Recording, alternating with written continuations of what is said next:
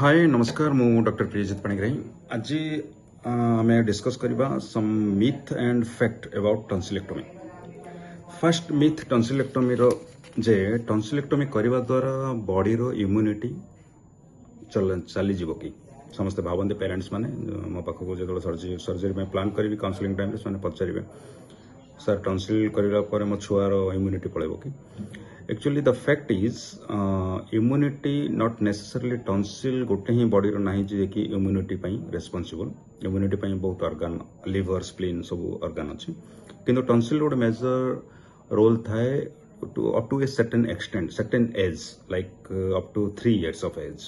up to 3 years of age रे tonsil role बहुत अच्छी किंतु ता पर टॉन्सिल डा इवोल्यूट हो जाए मीन्स डिक्रीज हो जाए साइज तार फंक्शन सब डिक्रीज हो पलाए जहाँफल अन्य ऑर्गन माने टेक ओवर करती ता फंक्शन को। द्वितीय मिथ है टॉन्सिल करने द्वारा वॉइस इफेक्ट हुए कि सेटा भी गोटे कॉमन क्वेश्चन समस्त कि मन रखि था वॉइस रेस्पोंसिबल ऑर्गन है टंग जीभ आउ भोकाल कॉर्ड रहा ये टंग रहा आम जीभ आम जाने टॉन्सिल को वॉइस को किसी रिलेशन ही नहीं सो तो टॉन्सिलेक्टोमी करने द्वारा वॉइस किसी चेंज हुए नहीं।